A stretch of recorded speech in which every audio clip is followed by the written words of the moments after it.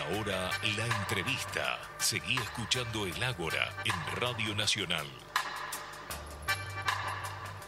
Este lunes se cumplió una semana desde que el partido de Bahía Blanca se retrotrajo a fase 3 del aislamiento preventivo, luego de haber transitado una fase 4 en los papeles, donde había habilitaciones de fase 5 y un poquito más incluso. Y para hacer un análisis de la situación sanitaria y de lo que fue esta semana en fase 3 en Bahía Blanca, conversamos ahora con la concejala Paula Echeverría, que es médica y forma parte del bloque del Frente de Todos. Paula, ¿cómo estás? Juan Ignacio te saluda.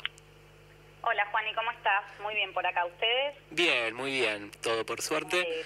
Bueno, en primer lugar me gustaría que me digas, no como concejala, sino como médica, cómo vivís esta pandemia y también esto que es un poco un negacionismo de estos sectores anticuarentena que aparecen y que un poco algunos sectores de la oposición también lo fogonean, un poco los medios también, no sé si lo ves así. Sí, yo creo, Juani, en este sentido, que la situación epidemiológica en Bahía es muy grave.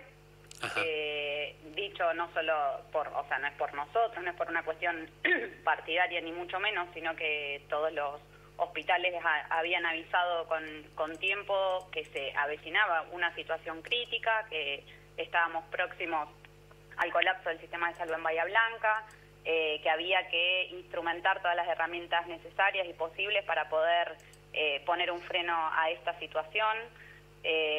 Como médica lo vivo todos los días, digamos, no en mi rol profesional, pero sí conociendo, digamos, qué es lo que está pasando al interior de los equipos de salud. Claro. La realidad es que están trabajando a destajo en todos los niveles del sistema, tanto en atención primaria como en el segundo y el tercer nivel de atención. Digo porque me imagino que tendrás muchas personas conocidas, mucha gente que querés mucho, que por ahí estudió con vos, que son colegas, amigos, amigas, que están trabajando y que de alguna manera, si bien no lo vís en primera persona porque hoy te toca estar en una banca, de alguna manera no te es tan ajeno como quizá la persona común que toca de oído el tema. No es ajeno para nada y de hecho estuve participando en algunos de los dispositivos de detección territorial, del Detectar, en referencia al centro de salud en el que trabajé, que es Loma Paraguaya, así que estuvimos llevando adelante esa actividad y sí en contacto con mis compañeros y mis compañeras y bueno, la lectura es esta, ¿no? La necesidad de que la comunidad también se comprometa porque estamos frente a una situación que a nivel mundial quedó en evidencia, en nuestro país también y en nuestra ciudad estamos atravesando por lo mismo. Es necesario enfrentarlo en conjunto, digamos, no es suficiente con el sistema de salud, con los trabajadores y las trabajadoras de la salud, no es suficiente solo con el compromiso de la comunidad, no es suficiente solo con las decisiones políticas que se tomen para enfrentar la pandemia. Sí es necesario e impostergable que haya una conducta coordinada entre todos estos, entre todas estas partes que son las protagonistas, somos les protagonistas de esto que nos está tocando atravesar.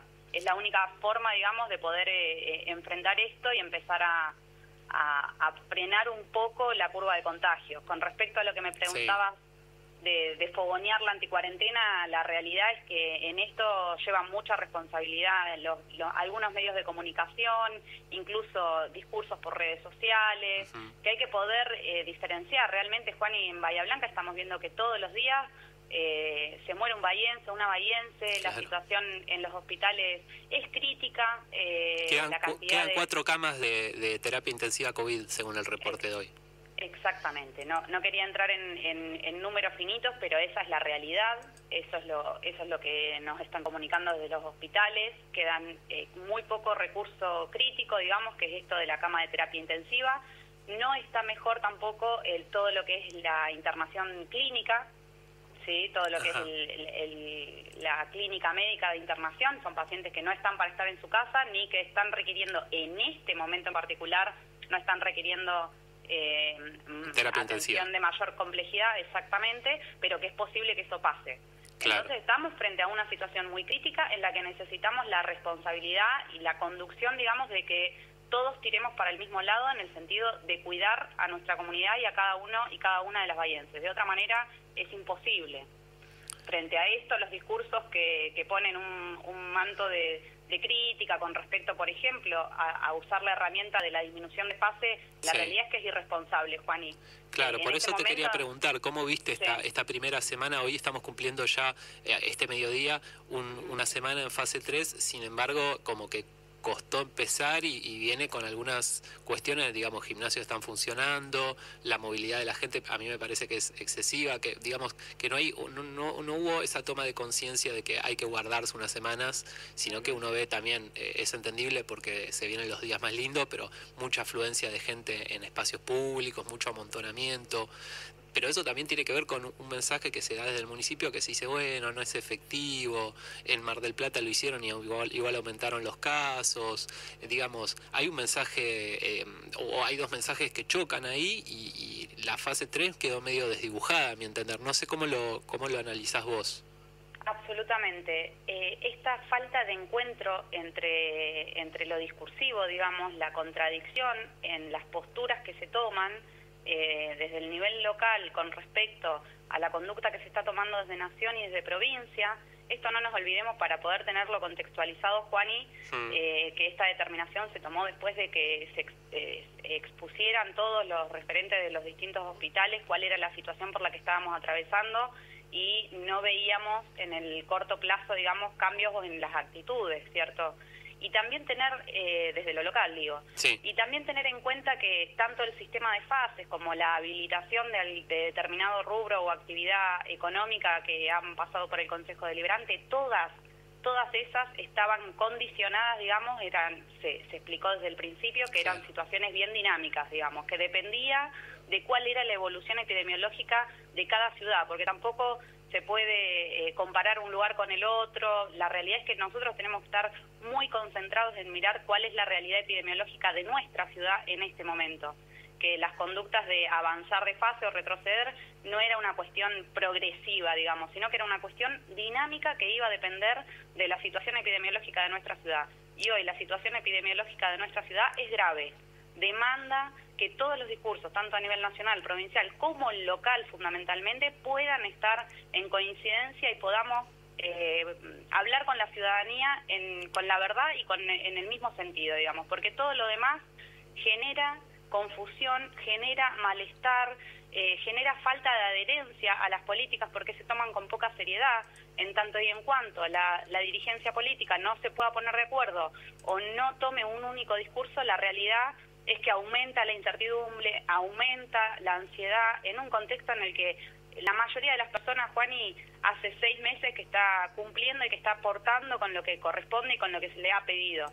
Pero si en este punto, cuando más necesitamos de un discurso único y de una conducción en base a la información que nos brindan los trabajadores y las trabajadoras de la salud, si no podemos tener esa lectura única, no podemos tampoco pedirle a los vecinos y a las vecinas que actúen de una o de otra manera, digamos. En este sentido, es fundamental que podamos empezar a tener un discurso coordinado y coordinar también las políticas entre nación, provincia y nuestra ciudad. ¿Y vos por qué pensás que sea esa situación, digamos, de que no sea esa afluencia discursiva y en la acción, cuando en un principio de la pandemia lo que todos ponderaban era que se había dejado de lado la grieta, que todos trabajaban codo a codo, la imagen de Larreta con Fernández, con Kicillof, acá también en lo local ustedes participaban de la mesa de emergencia, luego se rompió eso? ¿Ustedes creen que es por una cuestión ideológica que tiene que ver con que quizá el oficialismo se plega más a lo que pide el sector comercial, o piensan que hay un trasfondo político que tiene que ver con la coyuntura nacional y que bueno, que ya se viene el año electivo, el año que viene, y cada bando se empieza a posicionar y en el caso de lo que es Juntos por el Cambio empiezan a marcar diferencias frente al gobierno nacional, porque hay una contienda electoral en próximos meses? Si bien en el tiempo de un ciudadano un año es un montón, en términos de política ya se empiezan a posicionar los principales actores políticos. Sí, lamentablemente me parece que tiene más que un marco ideológico, tiene definitivamente un marco más político partidario. Y en este sentido lo digo porque si vos construís una crítica o sos crítico de determinada situación, tenés que poder ofrecer también una alternativa que sea superadora. Claro, porque no ha habido. Pero de ninguna manera podés salir a hacer una crítica o a contradecir el discurso de nación y de provincia si no tenés una propuesta que sea superadora o que nos deje más cerca de garantizar el cuidado de la salud de los y las bahienses. Y en este punto, en este momento en el que nos toca transitar esta pandemia a nivel mundial, a nivel nacional, a nivel provincial y a nivel local, empezar a tener discursos que tienen que ver o que se vinculan más con lo político partidario, la realidad es que no nos suma nada, que no suma un beneficio para la comunidad, y me parece que son desacertadas justamente por el impacto que te decía antes, ¿no? Por generar confusión, por generar malestar, por generar cierto enfrentamiento, si se quiere, entre un sector y otro de la sociedad, cuando sabemos que toda la comunidad, del primero al último bahiense, de la primera a la última bahiense, todos estamos haciendo esfuerzos inmensos, nos hemos adaptado en una nueva dinámica de vida, nos hemos adaptado a esta nueva realidad y a este nuevo contexto. Aún así falta mucho por hacer y es necesario que empecemos a hacerlo con responsabilidad. No estamos en momentos de tener discusiones político-partidarias, estamos en momentos de poder dar cada uno desde su lugar lo mejor que tiene para lograr o para tratar de acercarnos a tener los mejores resultados para la salud de nuestra ciudad. No hay otra discusión posible. Bien, bien. Paula, te saco un poco de tema. Me gustaría preguntarte también por tu trabajo en el Consejo Deliberante y especialmente, bueno, sabemos que estás en la Comisión de Salud, siendo médica, también estás en la de Planificación y Promoción del Desarrollo Económico Social, pero te quería preguntar específicamente por la de Medio Ambiente. ¿Qué trabajo se está haciendo ahí y cuáles son los debates que se dan en ese espacio? Mira, Juan, estuvimos trabajando a principio de año, bueno, fue cuando empezaba todo el tema del aislamiento, por una problemática que surgió en vinculación al relleno sanitario. Estuvimos pidiendo, vos sabés que todo lo que está vinculado al relleno sanitario tiene un pliego de condiciones, hay un proyecto de ordenanza del 2018, está todo, una ordenanza vigente que define cada una de las responsabilidades y define cada uno de los trabajos que se tienen que llevar y de qué forma se tiene que llevar adelante. En torno al conflicto que hubo con respecto al relleno sanitario, con Walter Larrea, que participa conmigo en la comisión también, presentamos una solicitud de informes en ese momento para evaluar cuál era la situación real por la que se estaba atravesando. No tuvimos respuestas de ese informe. Después estuvimos trabajando también con mi compañero en Cabildo, porque no sé si estás al tanto, pero en Cabildo hay un predio que funciona como un basural a cielo abierto. No, desconocía. En Cabildo, mirá. En Cabildo, exactamente. Que ha sido noticia en estos últimos días porque hubo varios incendios, está instalado más o menos a 1 kilómetro del casco del pueblo.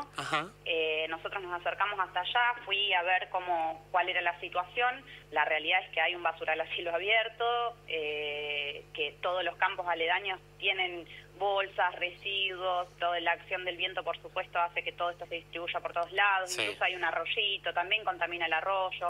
El olor es muy fuerte, llega hasta el pueblo también.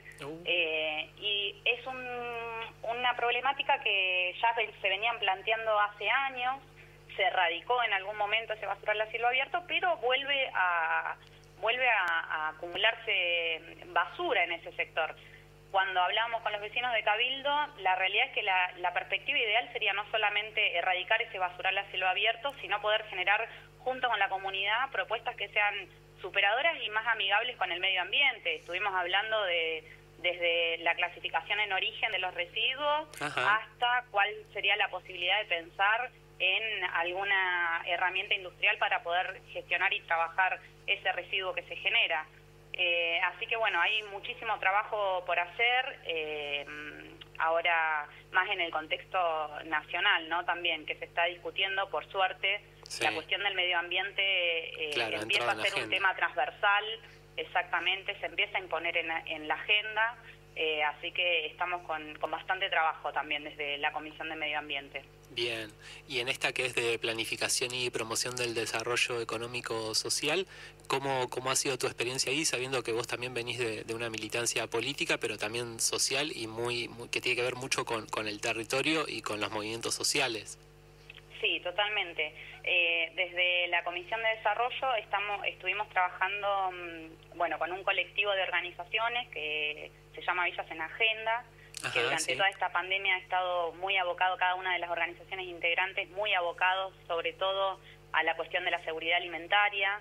La realidad es que con el aislamiento social preventivo y obligatorio, muchos de los trabajadores y las trabajadoras que viven del día a día, cuentapropistas, trabajadores de la economía popular, y en esto se incluye una gran gama de trabajadores y de trabajadoras, se han puesto, Claro. se han visto en realidad muy afectados por el aislamiento, porque una cosa es quedarte en tu casa cuando vos tenés un recibo de sueldo y se te deposita el dinero a fin de mes, y otra muy distinta es cuando habitualmente en tu día a día vos salís en el día para tener el dinero que Claro. sustenta la economía de tu hogar en ese día. Claro. Entonces hubo un montón de familias que son absolutamente independientes, que trabajan y se sostienen a través de esta economía popular, que se vieron 100% afectados y vieron vulnerado su seguridad alimentaria. Así que muchas de las organizaciones territoriales estuvo durante este tiempo abocado a eso. Y previo a todo esto veníamos trabajando con el proyecto del Consejo Local de la Economía Popular y Social, Ajá. que tiene por finalidad justamente empezar a pensar, porque yo siempre digo, no es que seamos súper lúcidos, ¿no? Los 24 ediles que estamos sentados en el Consejo Deliberante, sino que nuestra responsabilidad es poder representar la voz de los y las protagonistas de los que llevan adelante la tarea.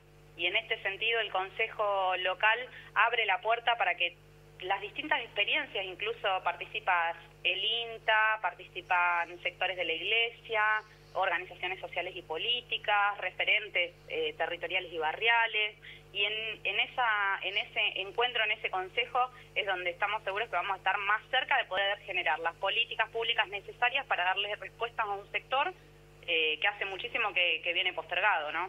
Claro, me imagino que aparte en Bahía Blanca debe haber una gran cantidad de gente que esté abocada a la economía social, a la economía popular, porque hay un alto nivel de pobreza, un alto nivel de indigencia y de desocupación también, que siempre ha estado por encima, me refiero al de desocupación, por encima de la media nacional, y eso a mí me da también la pauta que el nivel de informabilidad también debe ser más alto que la media.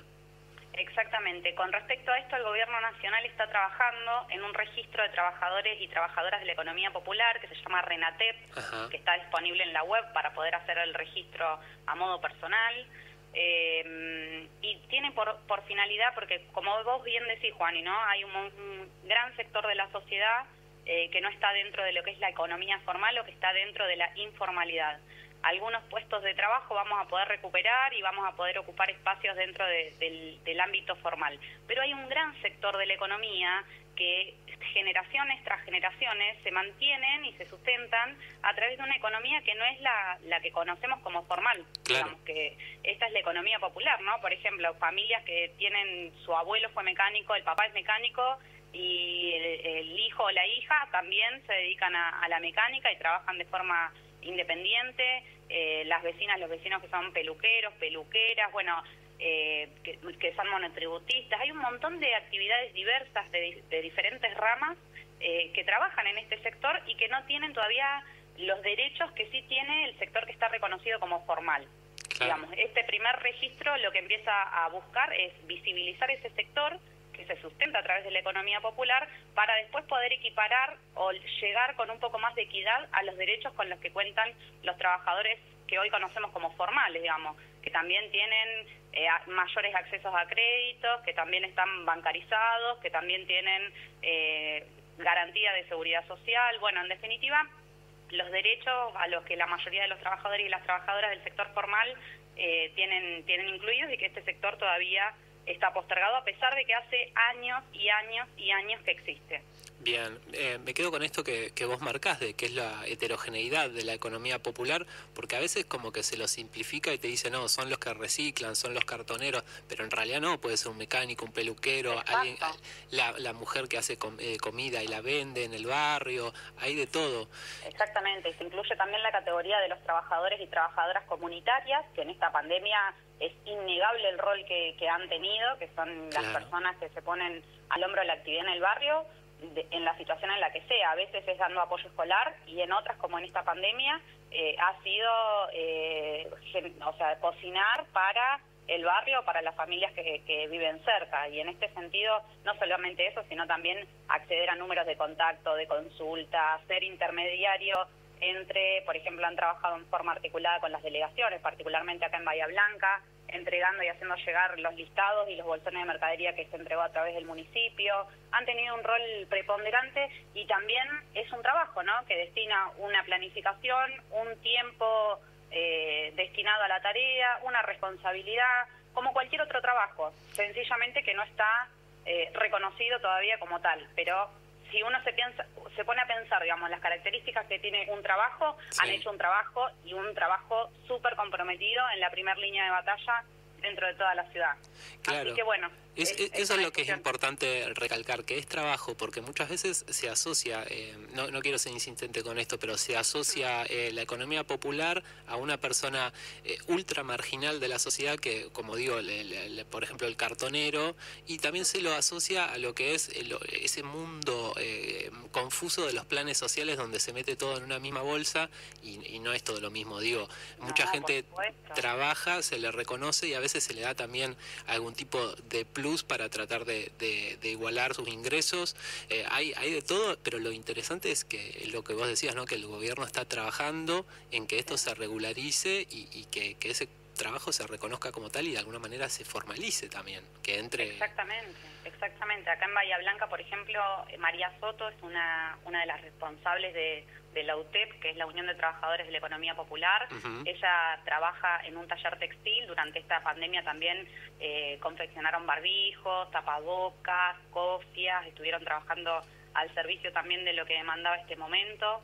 Y trabaja también en Huerta, es promotora territorial de género, digamos, tienen distintos roles, pero hay diferentes actividades que están contempladas, compañeros y compañeras que se dedican a la construcción, que se dedican a los servicios, electricistas, gasistas, bueno, son un montón, la gama es muy amplia, por eso es muy interesante de revisar el RENATEP, este registro que contempla casi todas las aristas de trabajo donde se nuclean los trabajadores y las trabajadoras de la economía popular, se vincula con un sector marginal y es real que ese sector existe y que ese sector también, por eso es importante recuperar las palabras de Arroyo, ¿no?, que en forma conjunta lo dijo muy claro, la mejor política social es el trabajo, claro, digamos, y a eso apostamos.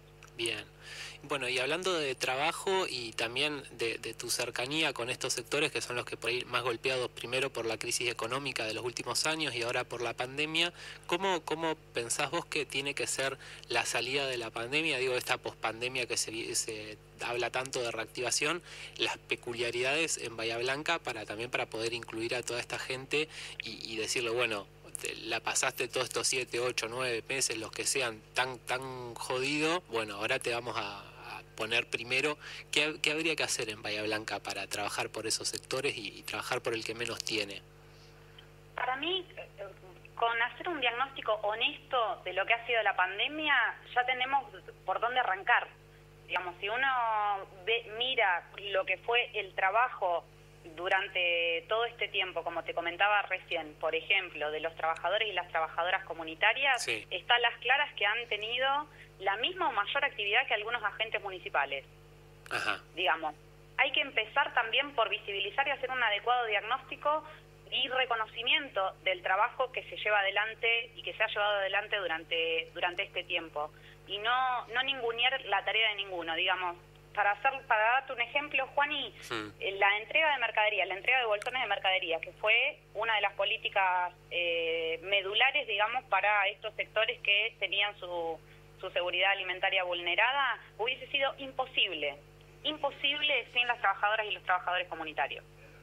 Claro. Todo el mecanismo de entrega de bolsones de mercadería, juntar los datos, pasar las planillas y todo lo demás, se hizo en forma conjunta, 50 y 50 entre las delegaciones municipales y los y las trabajadoras comunitarias. Ahí hay un trabajo que no está siendo reconocido y ese trabajo debería ser reconocido para arrancar. Y después tenemos la realidad es que en Bahía Blanca un montón de obras y un montón de avances en todo lo que tiene que ver con el derecho al hábitat, con el derecho a una vivienda digna, que también están vulnerados y también hay que empezar a desarrollar los mecanismos para empezar a dar respuesta, digamos. No es que trabajo no falta, falta empezar a mirar, hacer un diagnóstico basado en la realidad de cómo se han desarrollado las cosas hasta acá y tener la voluntad política de empezar a desarrollar esos programas y esas políticas que nos dejen más cerca de poder salir adelante, digamos. Y sin lugar a dudas, digamos, la voz de los y las protagonistas tiene que estar como fundamental, digamos. Bien, bien. Bueno, esperemos que así sea. Se nota que desde el gobierno nacional y provincial hay voluntad de avanzar en ese sentido. Veremos qué pasa acá también con el oficialismo, digo, el intendente Héctor Gay y Juntos por el Cambio. Paula, te agradezco muchísimo esta comunicación, que te hayas hecho el ratito para charlar con nosotros y darnos tu visión como médica y también como concejala de lo que es la situación sanitaria y política de Bahía Blanca. Bueno, gracias a vos, Juani, por el espacio y por la invitación a compartirlo.